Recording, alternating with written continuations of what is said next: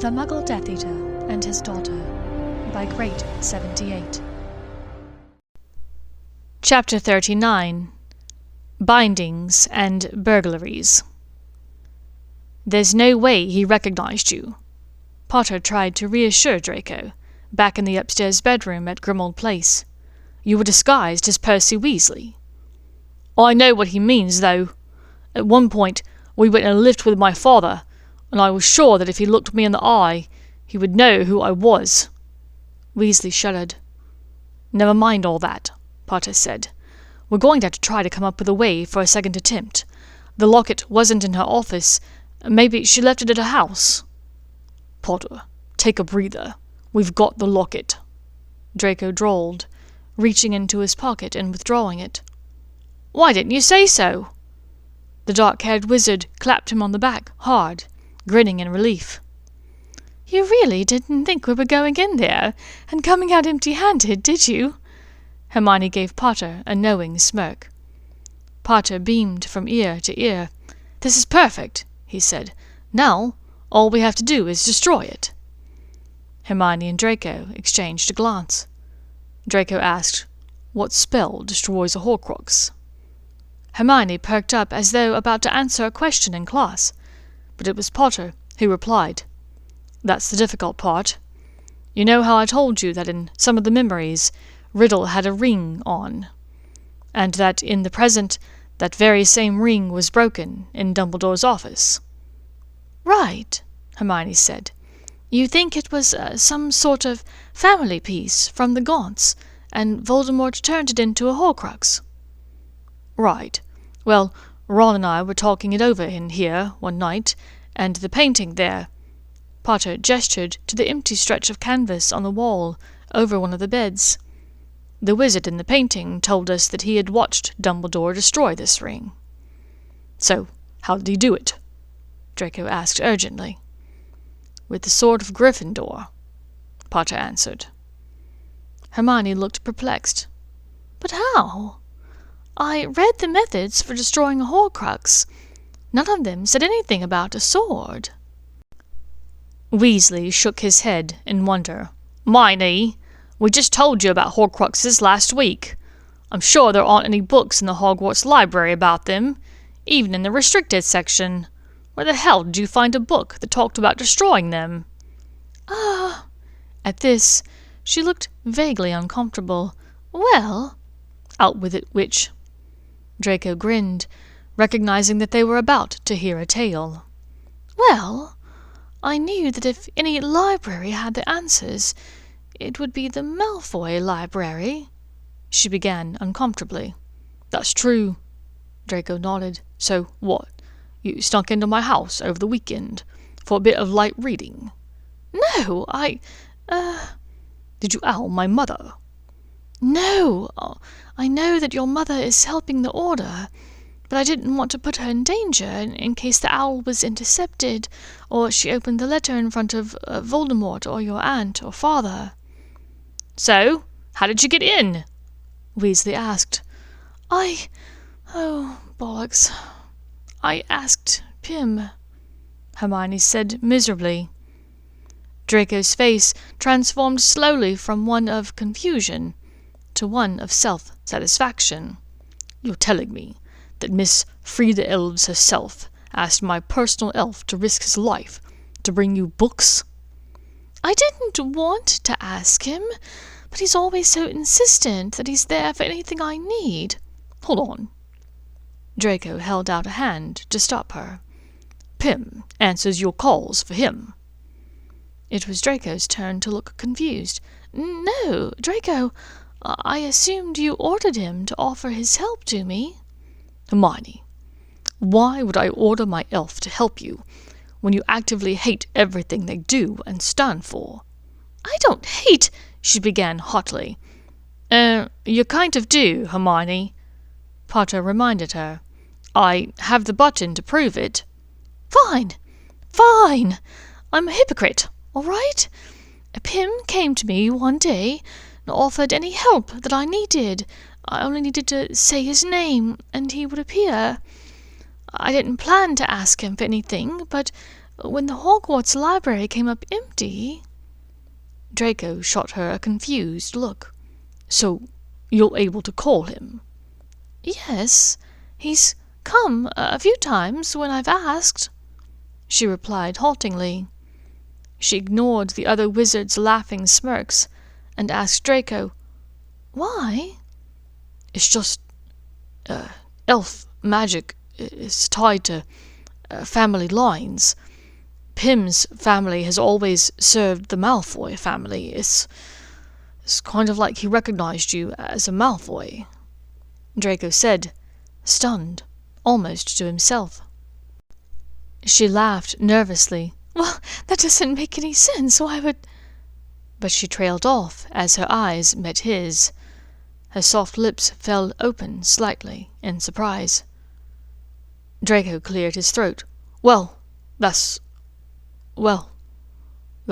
good. Yes."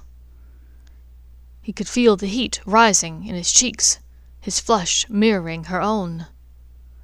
Weasley and Potter looked back and forth between the two of them in confusion. "What the hell's going on? Everything all right?" Weasley asked. Yes, so we were talking about how to destroy Horcruxes," Hermione said, getting them back on track. "The book only named 2 ways to do this. Fiend fire was the first, and it's incredibly unstable. The second was basilisk venom. Nothing to do with swords." "But the wizard in the painting was very specific. Dumbledore used the sword of Gryffindor to destroy the ring," Potter said. "He had no reason to lie." "Perhaps he wasn't lying," Draco offered. "The sword of Gryffindor is made from goblin-wrought silver, isn't it?" Weasley shrugged, and Potter looked confused, but it was Hermione who answered affirmatively. "That's right. I read all about Godric Gryffindor and his sword in Hogwarts: A History." These last 3 words were mouthed by all 3 wizards in the room as she said them. Her eyes flashed angrily. "You all don't need to be so rude." All 3 of them chuckled shamefacedly. Weasley spoke up. "Sorry, Hermione. It's just, I think you and Percy are the only people to have ever read that book." "Well, it's a good thing someone did," Hermione said waspishly. "I think what you're getting at, Draco, is that goblin-made silver only imbibes things that make it stronger. Is that right? It's the reason it never needs polishing, because dirt would not make it stronger." "Huh. So, you're telling me when I stabbed that snake in the Chamber of Secrets, the sword took on the characteristics of the powerful basilisk venom?" Hermione finished for Potter. "Perfect. So, all we need to do is to get the sword of Gryffindor?" Weasley asked. "Where's it kept?" "I think it's in the headmaster's office at Hogwarts," Potter answered. "It's a shame Dumbledore didn't bring it with him when he left. Do you think the 2 of you could ask Snape for it?" Draco exhaled loudly and shook his head. "I don't think so. The Carrows are watching everything pretty closely, and Snape can't be seen as being sympathetic to anyone. I think, even if we were to come up with some cock-and-bull story about needing to give it to the Dark Lord, one of them would try and take it from us in order to steal our glory or some other such nonsense." "So, you'll need to come up with a way to steal it from him." Weasley grimaced. "Any ideas?" "The Carrows think we're on their side. It can't be done by us." Draco looked up at Hermione and nodded. "We're going to need some help." "Why the fuck should we do anything to help the 2 of you?" Neville Longbottom stood with his arms crossed, face flushed in anger. He felt duped. His Dumbledore's army coin had warmed in his pocket, where he still kept it for old time's sake. It contained only a date and a time, as the location would be the same, the room of requirement. He came at the appointed day and time. His hopeful expectation was to find the entirety of Dumbledore's army, including Ron Weasley and Harry Potter. Instead, he found only Ginny Weasley and Luna Lovegood. He smiled in greeting, a bit sadly at them. Apparently, the three of them were the only ones who still checked their coins regularly. The door opened once more, admitting Hermione and Draco Malfoy. Neville jumped to his feet, wand drawn. "The two of you aren't welcome here. Get out!" "Neville, we need to talk," Hermione began. "You've got nothing to say that I want to hear," he spit out angrily. "The two of you are nothing but murderers." From behind him, a voice spoke up.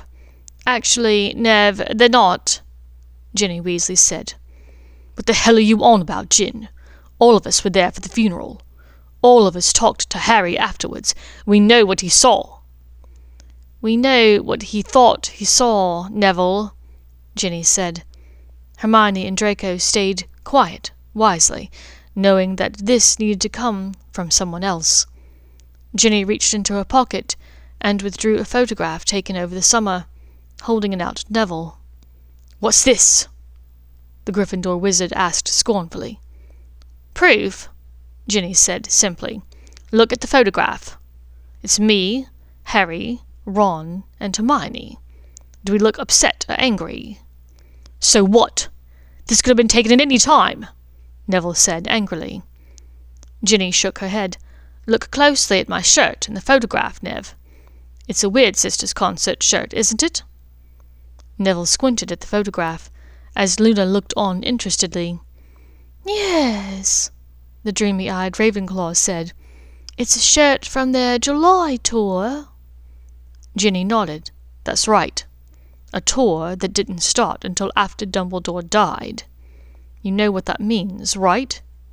"This could have been faked," Neville said, shaking his head but with less anger than before. It was Hermione's turn to speak up. "Neville, you know me. We've known each other for 6 years. I helped Harry for Dumbledore's army. Do you really think I could kill Dumbledore?" After a moment, Neville's shoulders slumped, and he lowered his wand. "No. When it comes down to it, no. I don't think you could." "I know she didn't," Luna offered with a tiny smile. "What do you mean, Luna?" Hermione asked. "I was looking out the window at Ravenclaw Tower that night.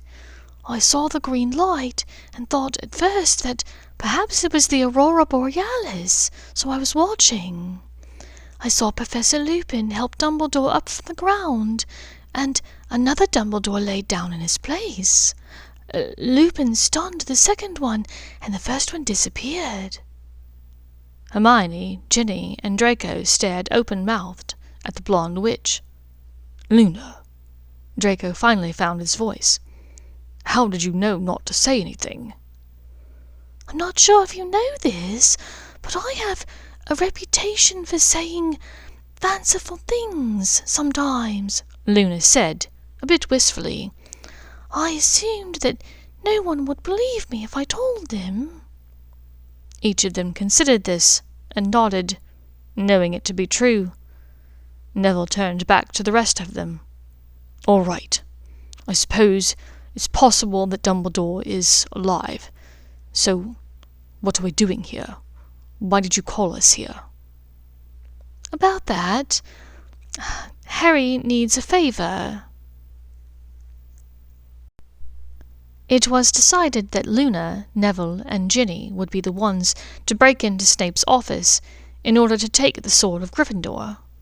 Hermione and Draco would act as lookouts and would pretend to capture them and take them away for punishment if they ran into the Carrows.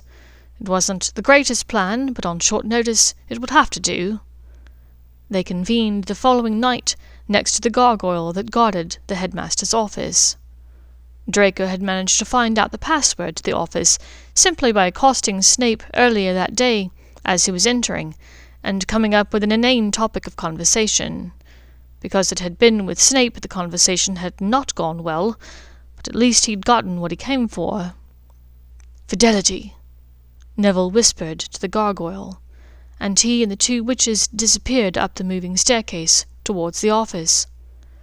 No sooner were they gone than an even, drawling voice behind them spoke.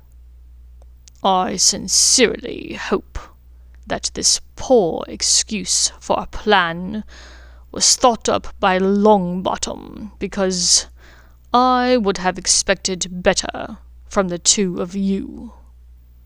They turned, finding nothing, but after a moment Snape removed his disillusionment charm and revealed himself.